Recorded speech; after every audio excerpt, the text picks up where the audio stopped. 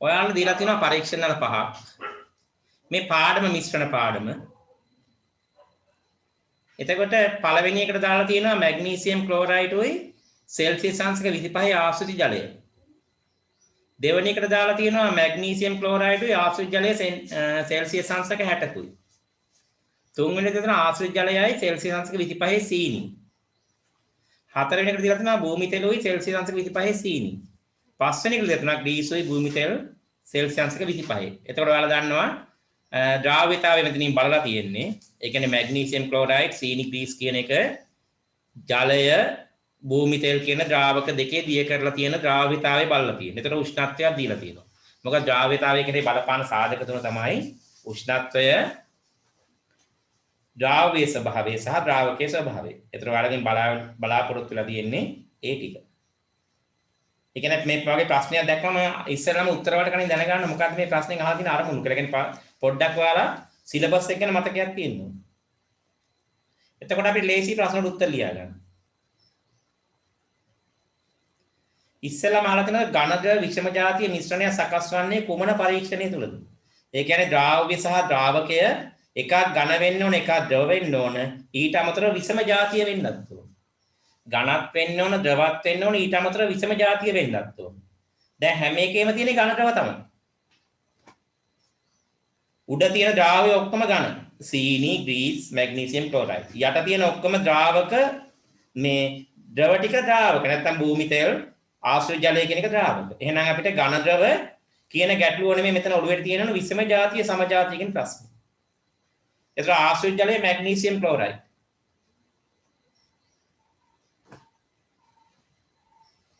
ආශ්‍රිත ජලය magnesium chloride තුල එක දෙකම එකකින් ඉඳලා ඒක එන ඝන ද්‍රව විෂම ජාතිය එකකට ගන්න බෑනේ වන්නේ කුමන පරීක්ෂණ වල තුලදනේ. ඊළඟට තුන්වෙනි එක. අපි දන්නා ජලයේ සීනි හොඳට දිය වෙනවා. එහෙමනම් එකක් විෂම ජාතිය වෙන්න බෑ. භූමි තෙල් සීනි වල දිය වෙන්න හින්දා භූමි තෙල් සීනි තමයි විෂම ජාතිය මිශ්‍රණයක් වෙන්නේ. මොකද එකක් ද්‍රවීය අනිත් එක නිර්ද්‍රවීය.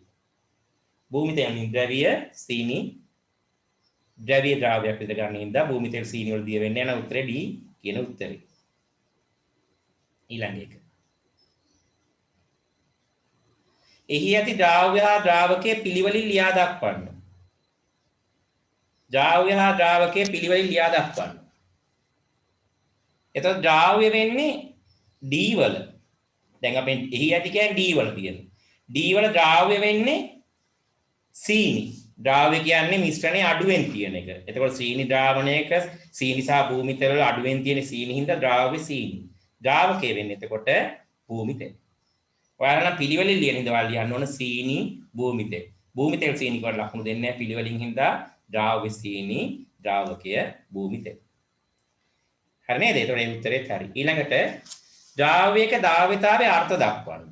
ද්‍රාව්‍යයක ද්‍රාවිතාවේ අර්ථ දක්වන්න. ඔයාලා මොන උත්තරේ ලියවත් අවසාන වලගේ උත්තරේ තියෙන්න ඕන උෂ්ණත්වය නියතයි කියලා තියෙන්න ඕන. එක්ක නියත උෂ්ණත්වයක නැත්නම් දෙන ලද උෂ්ණත්වයකදී ප්‍රමාණයේ තියෙන්න ඕන ද්‍රාවක ග්‍රෑම් 100 කියන වචනේ. ද්‍රාවක ග්‍රෑම් 100ක ඊළඟට තියෙන්න ඕන දිය වෙන උපරිම උෂ්ණත්වය. දිය වෙන උපරිම ද්‍රාව්‍ය ස්කන්ධය. දිය වෙන උපරිම ද්‍රාව්‍ය ස්කන්ධය. ওই වචන තුන වලගේ උත්තරේ තියෙන්න ඕන. මොනවද තියෙන්න ඕන? දෙන ලද උෂ්ණත්වයකදී. අපි සෙල්සියස් එක 20 දුන්නා 20, 50 දුන්නා 50, 60 දුන්නා 60. දෙන ලද උෂ්ණත්වයකදී තියෙන්න ඕන ද්‍රාව්‍ය ග්‍රෑම් 100 තියෙන්න ඕන. ඊළඟට ද්‍රාවක ග්‍රෑම් 100 සෝරි දෙන ලද උෂ්ණත්වයේ ද්‍රාවක ග්‍රෑම් 100ක ඊළඟට තියෙන්න ඕන දියවන උපරිම ද්‍රාව්‍ය ස්කන්ධය. එහෙනම් ওই වචන තුන අනිවාර්යයෙන්ම තියෙන්න ඕන. දෙන ලද උෂ්ණත්වය ද්‍රාවක ග්‍රෑම් 100 උපරිම ද්‍රාව්‍ය ස්කන්ධය. ඔය තුන එහෙම මෙහෙම පැටලලා ලිව්වට කමක් නෑ. ඊළඟට ඔයාලගෙන් අහනවා පහත දී ඇති එක් එක් පරීක්ෂණ වල යුගල මගින් පෙන්වා දිය හැකි වන්නේ ද්‍රාව්‍යතාවයේ කෙරේ බලපාන කුමන සාධකයද? A හා B වලින් දෙකේම මැග්නීසියම් ක්ලෝරයිඩ් තියෙන දෙකේම ආශ්‍රිත ජලය තියෙන හැබැයි උෂ්ණත්වය වෙනස්. එහෙනම් බලපාන සාධකයේ උෂ්ණත්වය. මම අර පටන් ගන්න මේ සාධක තුන දැන් මේ සාධක තුන ඔයාලගෙන් අහලා තියෙනවා. දෙවෙනි එක C හා D. දෙකේම සීනි දෙකේම උෂ්ණත්වය 25 එක හැබැයි එකක ආශ්‍රිත ජලය එක භූමි තෙල්. එහෙනම් ඊතර බලාපොරොත්තු වෙන ද්‍රාවකයේ ස්වභාවය. D හායි දෙකේම භූමි තෙල් දෙකම සෙල්සියස් 25 හැබැයි එකක් සීනි අනිත් එක ග්‍රීස් එහෙනම් එතන බලලා තියෙන්නේ ද්‍රාව්‍ය පැහැදිලි නේද ඔය ටික තමයි එතකොට ඒ ටිකේ තියෙන්නේ ඊළඟට අපිට අහලා තියෙනවා මවුල ප්‍රශ්නයක් ඉහත පරීක්ෂණයේදී ඒ නලය තුල මැග්නීසියම් ක්ලෝරයිඩ් ග්‍රෑම් 1.9ක උනලා සෑදුණු ද්‍රාවණයේ මුළු පරිමාව 10ක් විය. මවුල ගණන සොයන්න. ඔයාලා මවුල ගණන කියන්නේ මැග්නීසියම් ක්ලෝරයිඩ් මවුල ගාන. හදන්න වෙන්නේ නේද පොඩ්ඩක් උත්තර අරන් තිබ්බට. ස්කන්ධය අණුක ස්කන්ධයෙන් බෙදුවම එනවා මවුල ගාන. අපිට දීලා තියෙන ඕනම ස්කන්ධයක් අණුක ස්කන්ධය බෙදුවම මවුල ගන්නවා. ස්කන්ධේ ග්‍රෑම් 1.9. ඔයාලා දීලා තියෙන්නේ. මැග්නීසියම් ක්ලෝරයිඩ් අණුක ස්කන්ධය. ඔය 24යි දෙනවා ඔයාලා ප්‍රශ්න පත්‍රය දීලා තියෙනනේ 24යි 35.5 දෙකෙන් වැඩි කරාම 71යි. එහෙනම් 24 71යි 95යි. එහෙනම් 1.9 බෙදන්න 95යි. උත්තරේ 0.02 නේද? 0.02යි මවුල. මවුල ගානක් නේද අපිට ආවේ? 0.02යි මවුල. ඔයා ලියාගෙන නැති නේ උත්තරේ. මට කියන්න ගැටලුවක් තියෙන කෙනෙක් මොකක්ද උතන 0.02 ආපුද තේරුම් නැත්නම් තේරුම් නැති කෙනෙක් කියන්නේ. ඔයාලා කොහොමද ඒ උත්තරේ ලියාගෙන තියෙනවද? කතා කරන්න. ඕකේ 0.02 ගත්ත විදිහ වලට ගැටලුවක් තියෙනවා. සර් තේරුන්නේ ඔව්. දැන් ඔයාගෙන් අහලා තියෙන ප්‍රශ්නේ බලන්නකෝ. ඉහත පරීක්ෂණයේදී ඒ නලය තුලට මැග්නීසියම් ක්ලෝරයිඩ් ග්‍රෑම් 1.9ක් එකතු කරන ලද අතර සෑදුණු ද්‍රාවණයේ මුළු පරිමාව ඝන සෙන්ටිමීටර් 10ක් විය. එකතු කරන ලද මැග්නීසියම් ක්ලෝරයිඩ් මවුල ප්‍රමාණය සොයන්න. එතකොට ඕනනම් වෙලාවක මවුල හොයන්නේ ස්කන්ධය බෙදීම අණුක ස්කන්ධය. අපිට දීලා තියෙන ස්කන්ධය අණුක ස්කන්ධයෙන් බෙදපු ගමන් මවුල ගන්න එනවා. එහෙනම් ඔයාලට දීලා තියෙන ස්කන්ධයේ ග්‍රෑම් 1.9 ගානේ තියෙනවනේ. අණුක ස්කන්ධයේ මැග්නීසියම් ක්ලෝරයිඩ් වල 24යි. මැග්නීසියම් වල ක්ලෝරින් දෙකේ 71ක් වුණාම 95යි. එහෙනම් ඒකයි මම 19.95න් බෙදුවේ. 19.95න් බෙදුවම උත්තරේ 0.02. 0.02. හරි නේද ඒක? ඊළඟට අහලා තියෙනවා සෑදුණු ද්‍රාවණයේ මැග්නීසියම් ක්ලෝරයිඩ් සාන්ද්‍රණය සොයන්න. සාන්ද්‍රණය.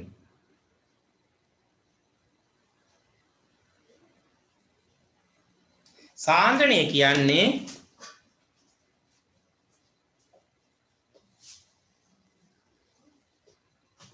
ඝන ඩෙසිමීටරේ මවුල ගන්න. ඝන ඩෙසිමීටරේ කොච්චර මවුල තියෙනවද කියන එකයි සාන්ද්‍රණය කියන්නේ. ඝන ඩෙසිමීටර කියන මවුල ගන්න. එහෙම නැත්නම් ඝන සෙන්ටිමීටර 1000. මොකද ඝන ඩෙසිමීටර කියන්නේ ඝන සෙන්ටිමීටර 1000. එක්ක ඝන ඩෙසිමීටර කියන මවුල ගන්න, එක්ක ඝන සෙන්ටිමීටර 1000ක තියෙන මවුල ගන්න. අපේ කලින් ගන්න මොකක්ද තියෙන්නේ? මවුල 0.02 තියෙන්නේ. බලන්න ඔයාලගේ ප්‍රශ්නේ තියෙනවා ඝන සෙන්ටිමීටර 10යි. එහෙනම් අපි 1000ක උසාවියනවනේ. ඇයි? ඝන සෙන්ටිමීටර 10ක 0.02ක් කියනවා. එහෙනම් 1000.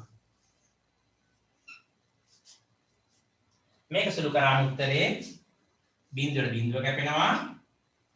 මෙතන සුළු වුණාට පස්සේ 2යි නේද? උත්තරේ ඝන ඩෙසිමීටර මවුල 2යි. ඔයාලගේ උත්තරේ ඝන ඩෙසිමීටර මවුල 2 ඇවිල්ලා තියෙනවනේ. ගැටලුවක් තියෙනවද ඒක සුළු කිරීමේ?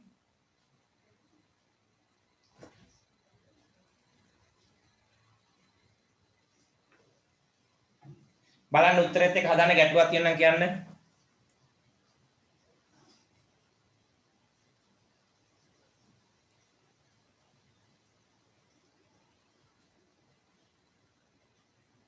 ඒකේ බිඳුව මේ සාන්දනයේ ඝන ඩෙසිමීටර මවුල දෙක ආපු එක පැහැදිලි නැති කෙනෙක් ඉන්නවා කියන්නේ මම ඊළඟ කොටසට යන්න. මොකද ප්‍රශ්න සාකච්ඡා කරන්නේ ආයි මේ ප්‍රශ්න වගේ ප්‍රශ්නයක් આવොත් මම සාකච්ඡා කරන්නේ නැහැ. මොකද එකම ප්‍රශ්න වලට දිගටම කතා කරන්නේ නැහැ. අද විතරයි අද කතා කරන්නේ මෙන්න මේ විදිහට ස්කන්ධයක් දීලා මවුල හොයන විදියයි යම් කිසි පරිමාණක මවුල ගන්න දීලා සාන්දනය හොයන එකයි අද විතරයි කතා කරන්නේ. හොඳට බලලා ගැටලුවක් තියෙනවා නම් කියන්න අපෝ.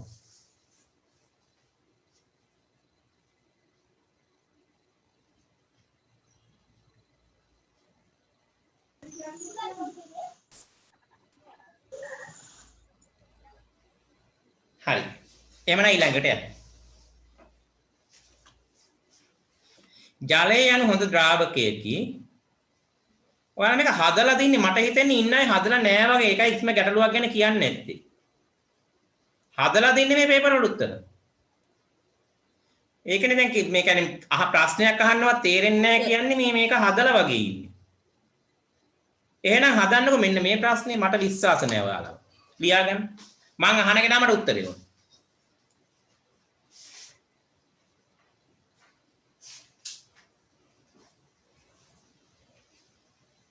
ලියාගන්න. මොකද මට හිතා ගන්න අමාරුයි ඕක ඔක්කොටම තේරෙනවා කියන එක. ඒ කියන්නේ හරි උත්තරේ මට වැඩක් නැහැ. ඔය පොතෙන් බලන්න දැම්මේ ලියාගන්න. සෝඩියම් හයිඩ්‍රොක්සයිඩ් ග්‍රෑම් 4ක්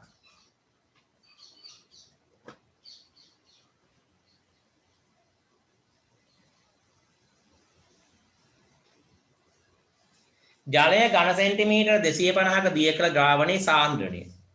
සෝඩියම් හයිඩ්‍රොක්සයිඩ් ග්‍රෑම් 4ක් ජලය ඝන සෙන්ටිමීටර 250ක දිය කළ ද්‍රාවණයේ සාන්ද්‍රණය.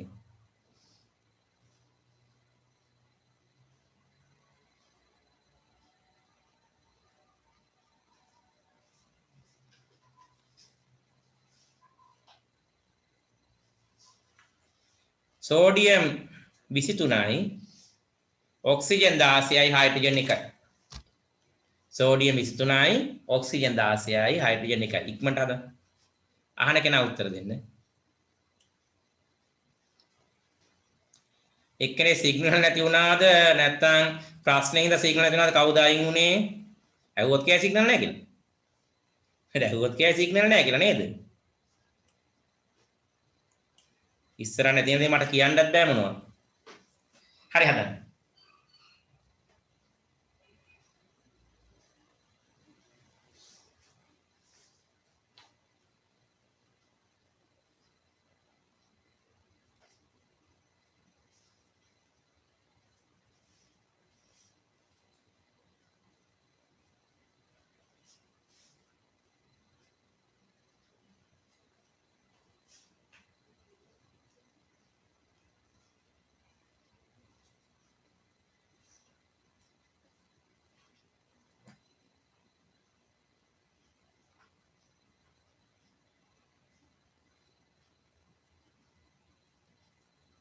මට සැකයෙන් තමයි මම ප්‍රශ්නයක් දෙනවා. මට තේරෙනවා මේ ළමයි මේ බොරුවට ඉන්නේ මේගොල්ලෝ තේරෙලා නැහැ කියලා මම ප්‍රශ්නයක් දෙනවා. මොකද ආයෙ මේක සාකච්ඡා කරන්නේ නැහැ සමහරට මම. නේද? ආයෙ විභාග වෙනකම් මම මේක සාකච්ඡා කරන්නේ නැහැ දරුවනේ.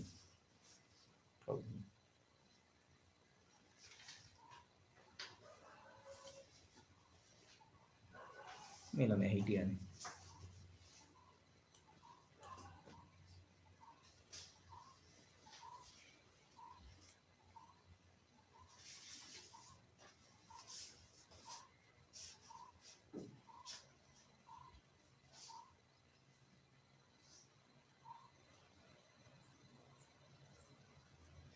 දැන් මේ කතා කරනවා මම බලන්න ජොයින් වෙන්න බෑ කියනවා ඊයේත් ඔය ළමයි ප්‍රශ්නය වෙයි දන්නේ නේ.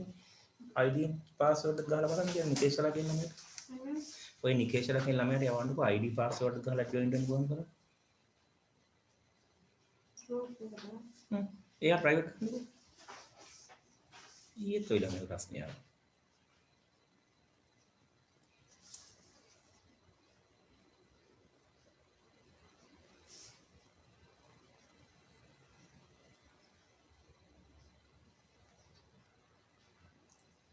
සස්සරණේ මයික් ඔන් කරන්න.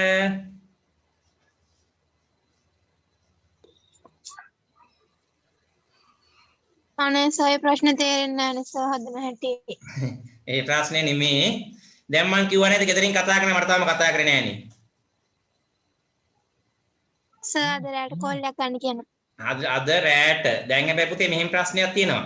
මං සර්ට යවන ලිස්ට් එක යවලා ඉවරයි. ඒ කියන්නේ ඒගොල්ලෝ දැන් මං ඊයේ අද 12 වෙනකන් කල් දුන්නානේ. මේ ඒ කියන්නේ මපෙන් අහලා තිබ්බා ඔන්ලයින් වල සක්‍රිය සම්බන්ධ ළමයි ටික. ඒතර මං ඒ ළමයි ටිකේ නම් ටික දුන්නා. ඊළඟට අහලා තිබ්බා ඔන්ලයින් තියාගෙන පන්තියට සම්බන්ධ වෙන්න නොවන ළමයි. ඒතර ඒ ටිකේ තමයි මම ඔයාලා 7-8 දෙනාගේ නම් ටික තිබ්බේ. ඒකෙන් මට ඩිල්කි කතා කරා, නෙත්මි කතා කරා, ඊළඟට කවුද සෞභාග්‍යලා කතා කරා. ඒගොල්ලෝගේ හේතු ඇත්ත වුණත් බොරු වුණත් මට පිළිගන්න පුළුවන් හේතුවක් ඔයාලගේ අනිත් අය කතා කරේ නැහැ. ඉතින් ඒ අයගේ නම් ටික මං යවුවා. දැන් ඉතින් මට කතා කරලා සර් මම ළඟදී ක්ලාස් නෑ පුතේ දැන් ඉතින් ඒක තමයි. හරි දැන් ඒ හේතු කියන්න හරි මං දැනගන්න එපා ඉතින් නේද? දැන් ඒ අය ඉතින් ඔයාගේ මං යවුවේ ඉතින් මගේ පන්ති වල සම්බන්ධ නොවෙන ළමයෙක් විදියට කියලා. මොකද දැන් ඉතින් මට කතා කරගෙන වැඩක් නෑ.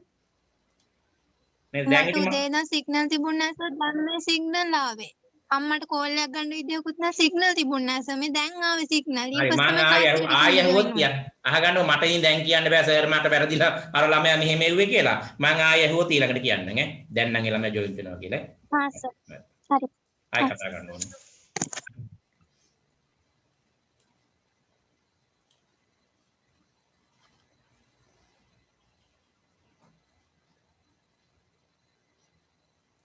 හරි වගේ දැන් තේරෙන්නේ නැහැ කියලා කිව්වා එහෙනම් ඇයි මං අහපුලා කිව්වේ නැත්තේ කවුද මේ දැන් ඉස්සලා කිව්වේ කියලා කවුද දන්නේ මට කිව්වා කවුද එක්කෙනෙක් දැන් කිව්වනේ සර් මට ඒකට උත්තරේ දෙන්න ඕන සස්සන්නේ වෙන්නද කියන්නේ නැතනේ ඉතින් මං ඇහුවානේ දැන් තේරුණ නැති අය කියන්නේ කියලා කවුරුත් මට කිව්වේ නෑනේ රයිට් එහෙනම් අපි දන්න මදුෂිකා උත්තරේ 0.4යි මවුලේ ඝන ඩෙසිමීටර 0.4යි ඝන ඩෙසිමීටර මවුල. හරි අපි තව උත්තර දෙකකට ගිහින් මං යන්නම්. මට කියන්න බලමු නේ තව ටිකක් මෙහාට ගිහින්. සමුදුගේ උත්තරේ කියන්න. මුගා දුරට මට ප්‍රශ්න වල උත්තර වෙන එක්කෙනෙක්. සමුදු උත්තරේ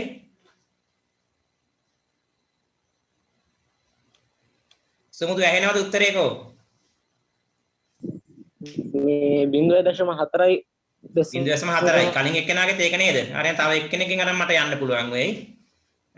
අපි ගමු කවිෂා නෙත්මිගේ උත්තරේ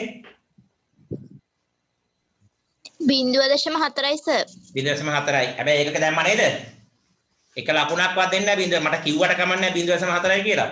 ඒකක දාන්න 0.4යි ඝන ඩෙසිමීටර මවුල කියලා. හරි අපි බලමු. උත්තරේ හරියයි මම චෙක් කරේ නේ. තුන් දෙනෙක්ම හරි නම් උත්තරේ හරියන්නේ නැහැ බලාගන්න. සෝඩියම් හයිඩ්‍රොක්සයිඩ් මන්දුනේ ගෑම් 4යි. එහෙමනම් එයාගේ අණුක ස්කන්ධය 40 හොයන්න දන්නවද? සෝඩියම් 3යි, ඔක්සිජන් 16යි, හයිඩ්‍රජන් 1යි. දැන් මේවා හොයන්න දන්නවනේ. එකතු කරාම 40යි. එහෙනම් අපි දුන්නේ ස්කන්ධය බෙදන්න අණුක ස්කන්ධය. 40 4 බෙදන්න 40න් උත්තරේ 0.1යි මවුල. ඔන්න මම මවුල ගන්න හොයන්න. මේක පැහැදිලිද හැමෝටම? මවුල ගන්න හොයාගන්න. හරිනේ දරුවනේ? හරි. දැන් ඉතින් මේ මවුල ගන්න තියෙන්නේ කොච්චරකද? මේ මවුල ගන්න තියෙන්නේ 250 නේද? ග්‍රෑම් ඝන සෙන්ටිමීටර 250ක. ඔන්න ගැටලුව එනවා. දැන් ඔයාලගේ පහසුකම් ඔක්කොම හොයාගෙන එද්දී මට ගැටලු දෙකක් ඇවිල්ලා තිනවා. එකක් තමයි white board pen ඉවරයි. කඩයක් පතර ගන්න මේ කඩවලත් නෑ. අනිත් එක දැන් අද ලැප් එකට මෙසේජ් දෙනවා Windows activate කරන්න කියලා දැන් ඉවරයි. නේද? දැන් එහෙනම් ඔයාලා ඒකයි පුළුවන් වෙලාව කරලා දාන්න නෑ. ඔයාලා මේවා හදාගන්න ඉද්දි සමානට අපිට නම් පන්දි නවත්තන්න වෙයි. දැන් ඕක කරගන්න ඉතින් ටවුන් එකට ගිහින් අප්ඩේට් ගහන්න ඉතින් දවස් දෙකක් මට යනවා. නේද? එහෙනම් පුළුවන් වෙලාවක පුළුවන් ප්‍රමාණයක් කරමු. හරි. එතකොට ඝන සෙන්ටිමීටර 200 හොඳයි නේද ඒක උනා නම්. බලන්න ඉතින් ඝන සෙන්ටිමීටර 250ක තියෙනවා මවුල 0.1. එහෙනම් 1000 උත්තරේ හරි නේද එහෙමනම්? 1000ක 1යි 4යි උත්තරේ 0.4යි ඝන ඩෙසිමීටරයට මවුල. එහෙනම් තුන් දෙනාගේ උත්තර හරි හොඳයි. මම තුන් දෙනෙක් චෙක් කරේ ඒ කියන්නේ තුන් දෙනෙක් කියන්නේ ඉතින් සාමාන්‍ය උත්තරේ හරිය කියලා හිතනවා අය. අනිත් අයත් බලා ගන්න නැත්නම් ඒගොල්ලෝ ආයි පාරක් අහන්න මගේ. හැමෝම මේ ටික පිළිවෙලට යන් ඉවර වෙලා. දවසට මෙච්චර කරනවා කියලා මට දෙයක් නෑ. තව මාස 8ක් තියෙනවා අපිට. කිසි ගැටලුවක් නෑ. 8ක් නෙමෙයි 7ක් තියෙනවා. නේ 7 ඕන තරම් පේපර් සාකච්ඡා කරන්න පුළුවන්. එහෙනම් මම යන්නද ඊළඟට ඔක්කොමලා මොකද මේ බයෝ ප්‍රශ්න වගේ නෙමෙයි මේ කෙමිස්ට්‍රි ප්‍රශ්න මම යන්නද ඉතින් එහාට රයිට්. එහෙනම් ඊළඟ ප්‍රශ්නෙට. ද්‍රාවණ පාඩමේ ගැටලුවක් නෑ අපිට. එහෙමනම් යන් අපි 4 වෙනි ප්‍රශ්නෙට. මට දවස් ප්‍රශ්න දෙකක් සාකච්ඡා කරලා දෙන්න ළමයි. පහත සඳහන් වන තරංග වර්ග සලකන්න. ඔයාලගේ විද්‍යුත් චුම්බක තරංග ටිකක් දීලා තියෙනවා. ඉහත සඳහන් තරංග අතුරෙන් සම්පිණ්ඩන හා විරණ සහිතව ප්‍රචාරණය වන තරංග වර්ගය මතකයි ධ්වනි තරංග තමයි සම්පින්න විරණ. එහෙනම් මෙතනක් තියෙනවා ධ්වනි තරංග. එහෙනම් උත්තරේ හරිනේ. ඒක සාකච්ඡා කරන්න ඕනේ. අතිධ්වනි තරංග වල විශේෂ ලක්ෂණය මතකයිද?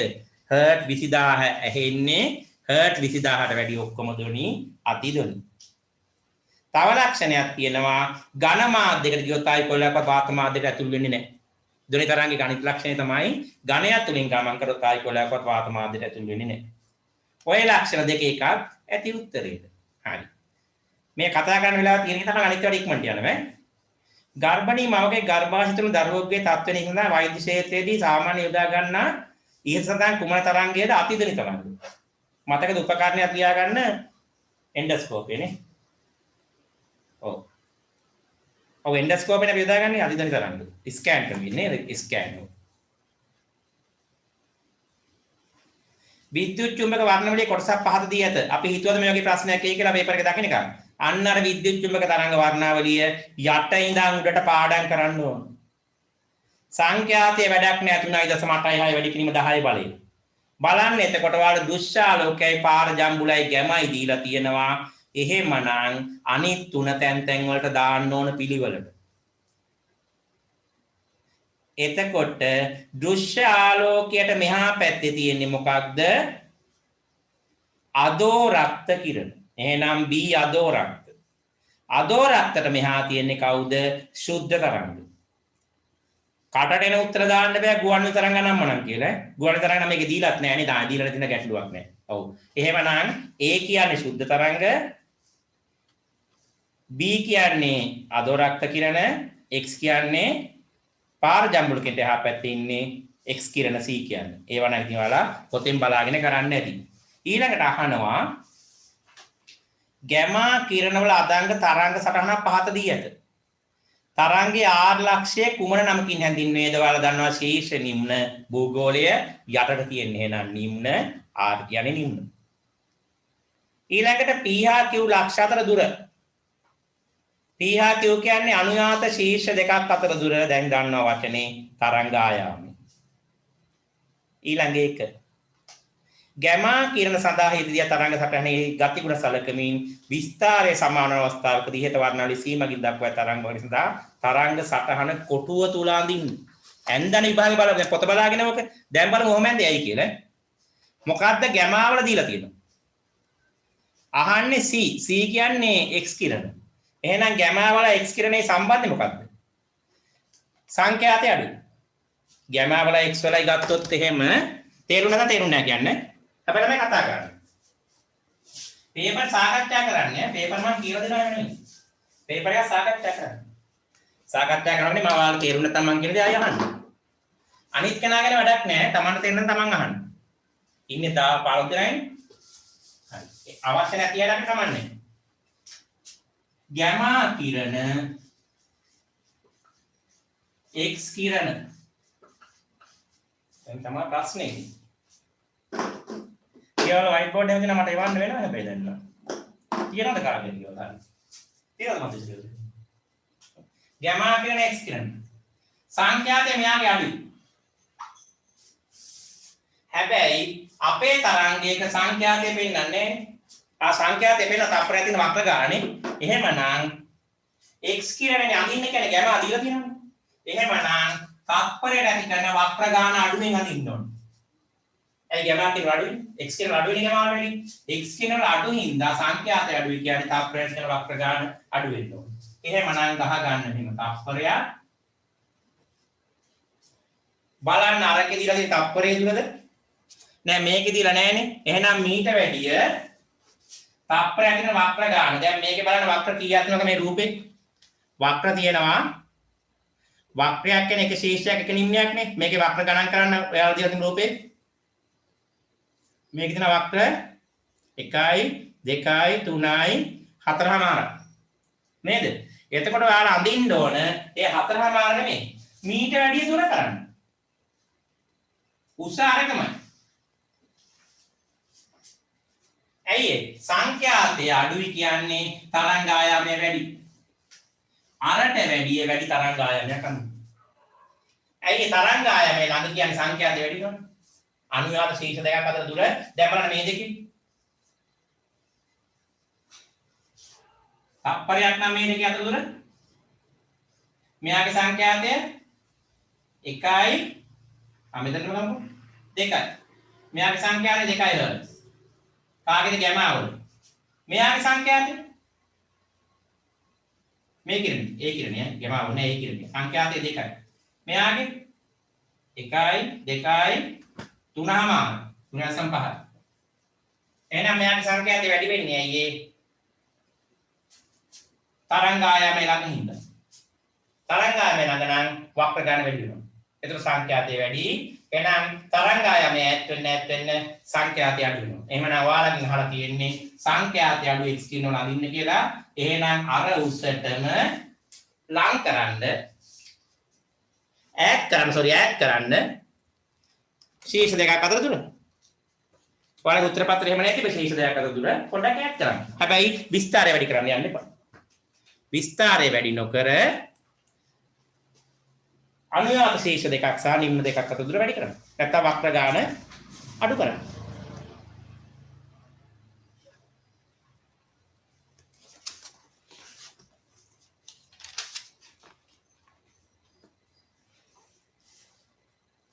ඊළඟ ප්‍රශ්නේ විද්‍යුත් චුම්බක වර්ණාවලියේ ඉහත දී ඇති තරංග වර්ග 6න් සංඛ්‍යාතයේ වැඩිම තරංග වර්ගය කුමක්ද? ඔයාලා කටපාඩම් පිළිවෙල දීලා තියෙන්නේ ගැමා එකේ තමයි සංඛ්‍යාතයේ වැඩිම. මතකයි නේද? ලෝහ තහඩුවක් උනත් විදගෙන එහා පැත්තට යන්න පුළුවන් නේ. එහෙනම් සංඛ්‍යාතයේ වැඩිම ගැමාවල. හරි. ඊළඟට දීලා තියෙනවා අර හැක්සෝ තල දෙකක් මේසයක රඳවලා 1 සෙන්ටිමීටර් 5ක් 1 සෙන්ටිමීටර් 10ක් හැක්සෝ තල දෙකක් අහලා ඔයාලගෙන් අහලා තිනවා මෙන්න මේක ටච් කරාම අර ඉහළ පහළ යනවනේ. මේකෙන් අපි සංඛ්‍යාතය පෙන්නන්නේ. ධ්වනි තරංගයේ කුමන ලාක්ෂණික ගුණය මෙම ක්‍රියාකාරකමකින් අධ්‍යයනය කළ හැකිද? තරංගයේ ලාක්ෂණික ගුණ මොකක්ද? තරංගයේ තියෙන ලාක්ෂණික ගුණ තමයි සංඛ්‍යාතයේ විස්තරය තරංග ආයාමය. ලාක්ෂණික කියලා ළමයි මනින්න පුළුවන් දේවල්. තරංගයේ තියෙන ලාක්ෂණික ගුණය තමයි සංඛ්‍යාතය විස්තරයේ තරංග ආයාමය. ඒ කියන්නේ මනින්න පුළුවන් ගුණ. ධ්වනිය මතකද වචන තුන? තාරතාවය, හඬේ සැර, ධ්වනි ගුණය. මතකයි නේද? ඔන්න ඔය දෙක ඇඩ් කරන්න කියන්නේ එකට. දැන් මේ තරංගයේ බලලා තියෙන්නේ මේ අර ගැහෙන ප්‍රමාණය තත්පරයට අර මේ කම්පන වෙන ප්‍රමාණය බලන්න මේ කියත්තලේ. එහෙනම් බලන්නේ සංඛ්‍යාතය. එහෙමනම් ධ්වනියේ මේ සංඛ්‍යාතය තරංගයේ සංඛ්‍යාතයේ ධ්වනිය මොකටද බලපාන්නේ? තරංගයේ සංඛ්‍යාතය බලපාන්නේ ධ්වනියේ තාරතාවයට. ධ්වනිය බලපාන්නේ තාරතාවයට. ඒකෙන් ඊට වඩා තර්ක කරන්න බෑ අපිට. දැන් මේකේ බලන්නේ මොකද්ද? කියක් පටියෙන් බලන්නේ තත්පරයට වැඩෙන වක්‍ර ගානේ බලන්නේ මේ තත්පරයට වැඩෙන කම්පණය වල වාර ගානේ. ඒ කියන්නේ සංඛ්‍යාතය. ඔයාලා දන්නා කෙටි එකේ සංඛ්‍යාතය වැඩි දිගේකට වැඩි. කෙටි එකේ සංඛ්‍යාතය වැඩි දිගේකට වැඩි. මොකද කෙටි එක වක්‍රයක් ගමන් කරන ගත කරන කාලය අඩුයි දිගකට වැඩි. එහෙනම් මේකේ p වල සංඛ්‍යාතය වැඩි q වලට වැඩි. එහෙමනම් මේකෙන් බලන්නේ මොකද්ද? ධ්වනියක නම් තාරතාවය. ඊළඟට ඉහත එහි ඔබ සඳහන් කළ ලාක්ෂණික ගුණය ධ්වනි තරංගයක කුමන භෞතික රාශිය මත රඳා පවතීද?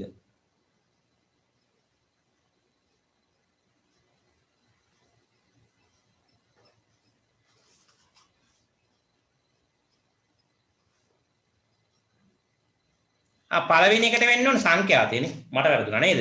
ධ්වනි තරංගයේ කුමන ලාක්ෂණික ගුණය මෙම ක්‍රියාකාරකම් අධ්‍යයනය කරයිද උත්තරේ සංඛ්‍යාතය. ඊළඟ එක ඉහතෙහි ඔබ සඳහන් කළ ලාක්ෂණික ගුණය කියන්නේ සංඛ්‍යාතය ධ්වනි තරංගයේ කුමන භෞතික ගුණය මත රඳා පවතීද? ඒක තාරතාවය. මෙම ක්‍රියාකාරකම එළමිය හැකි නිගමනය කුමක්ද? මේ ක්‍රියාකාරකම එළමෙන්න පුළුවන් එක තමයි සංඛ්‍යාතය වැඩි වෙනකොට තාරතාවය වැඩි කියන එක. මොකද සංඛ්‍යාතය වැඩි වෙද්දී තාරතාවය වැඩි වෙනවා.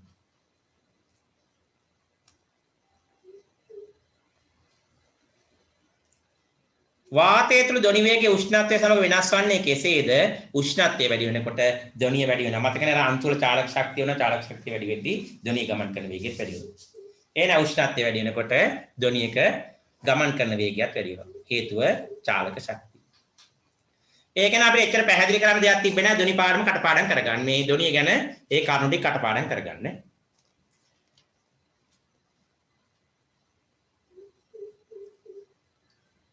ගැටලුවක් තියනවාද ඒකේ ඊළඟ ප්‍රශ්නෙට යන්න කලින් ආපහු මුලින් ඉඳන් බලලා මට කියන්න හතරවෙනි ප්‍රශ්නේ ගැටලුවක් ආපු කෙනෙක් ගැටලුවක් ආපු තැන කතා කරන්න. හතරවෙනි ප්‍රශ්නේ ගැටලුවක් ආපු කෙනෙක් ගැටලුවක් ආපු තැනක් කියන්න. සර් හතරවෙනි ප්‍රශ්නේ හතර පොඩ්ඩක් ආපහු කියන්න. හතරවෙනි ප්‍රශ්නේ හතරවෙනි කොටස කියන්නේ මොකේද අර ඔය හතරවෙනි කොටස කියන්නේ මොකේද අර මේ වර්ණාවලිය අර කැලි ටිකද? නෑ සර් ධ්වනිය පාඩම. ධ්වනිය කොටසේ හතරවෙනි එක.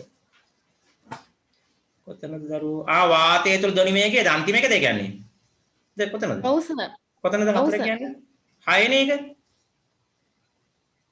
වාතය තුළ ධ්වනි වේගය සමග වෙන වාතය තුළ ධ්වනි වේගයේ උෂ්ණත්වය සමග වෙනස් වන්නේ කෙතරයි? උෂ්ණත්වය වැඩි වෙද්දී ධ්වනි වේගය වැඩි වෙනවා පොඩ්ඩක්. උෂ්ණත්වය වැඩි වෙද්දී ධ්වනි වේගය වැඩි වෙනවා. මොකද දන්නවද? අර මතකද අපි තාපයේ පාඩමේදී කරා උෂ්ණත්වය වැඩි වෙනකොට අංශු වල චාලක ශක්තිය වැඩි වෙනවා කියලා. චලනයේ වීම හැකියාව වැඩි වෙනවනේ. ඒක චලනයේ වීම හැකියාව වැඩි කරන තරංගේ ගමන් කරන වේගයත් වැඩි වෙනවා. ඒ හින්දා උෂ්ණත්වය වැඩි වෙනකොට ධ්වනි වේගයත් වැඩි වෙනවා. සීමාවකට. ඒ කියන්නේ වැඩි කරන්න වෙනව නෙමෙයි. සෙල්සියස් එක 25ට වැඩිය 30ේදී වැඩියක් වෙනවා. ඕක 200 100ට වැඩි කරා කියලා මහලක වැඩියක් වෙන්නේ නැහැ. සීමාවකට වැඩිවීමක් වෙනවා. හේතුව තමයි අර අංශු වල චාලක ශක්තිය. උෂ්ණත්වයත් එක්ක චාලක ශක්තිය වෙනවා. චාලක ශක්තිය වැඩි වෙනවත් එක්කම තරංගයේ කම්පන හැකියාව වැඩි වෙනවනේ. එතකොට ධ්වනි වේගයත් වැඩි වෙනවා. හරියද දැන් මේ ප්‍රශ්නේ? තවත් තියෙන ප්‍රශ්න තියෙන අය? කතා කරන්නෙම නැහැ.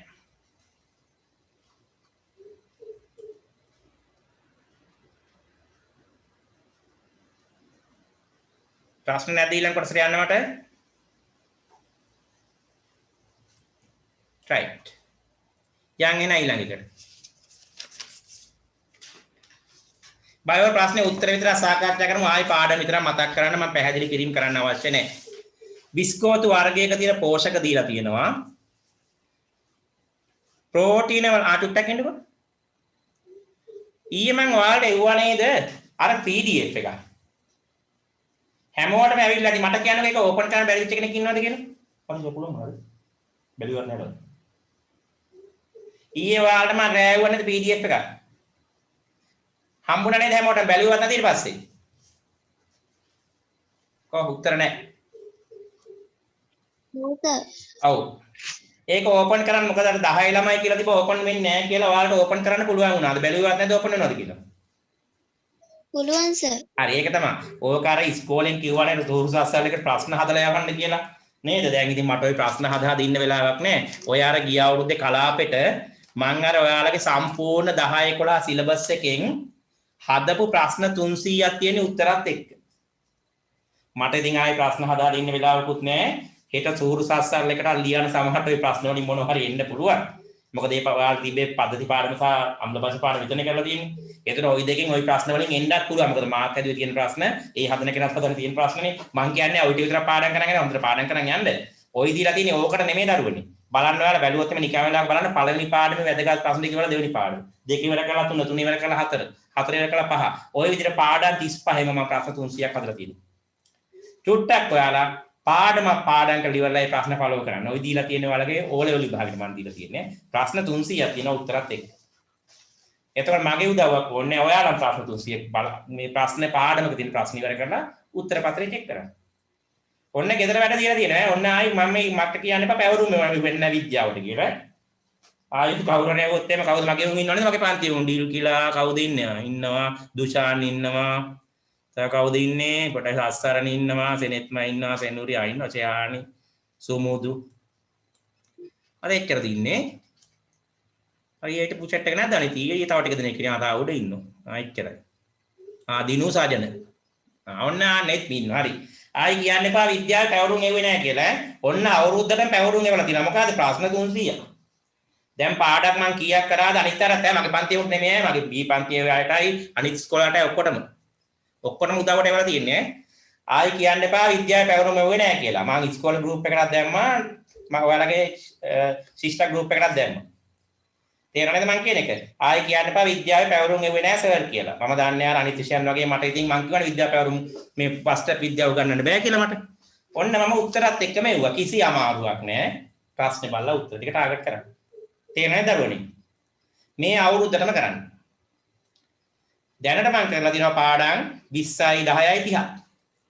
29ක් හරියටම පාඩම් 29ක් කරා. ඔය 29 තියෙන ප්‍රශ්න 250ක් තියෙනවා. ඔය 250 පාඩම් කරගන්නකො මේ ඉස්කෝලේ පටන් ගන්නකම්. ඔයාලට ඕකෙම වාසියක් වෙනවා. මේ ප්‍රශ්න වලින් අඩුම ගානේ ප්‍රශ්න 10ක්වත් තියෙන ඕලේ වලට ඔය කිට්ටු ප්‍රශ්න. ඒතකොට ලකුණු 10ක් තියෙනවා. ඔන්න පැවරුම් මෙව්වා. හරි නේද? ආය ඉඳලා මේ දවස්වල කමන්නේ දැන් ඊයේ දවසේ කවුරුවත් දැම්මේ නැහැ කරපු වැඩක් මට. මම කිව්වා නේද රැයට මේ කරපු වැඩක් දාන්න කියලා. ඒ කවුරුවත් දාලා නැහැ. දැම්මද?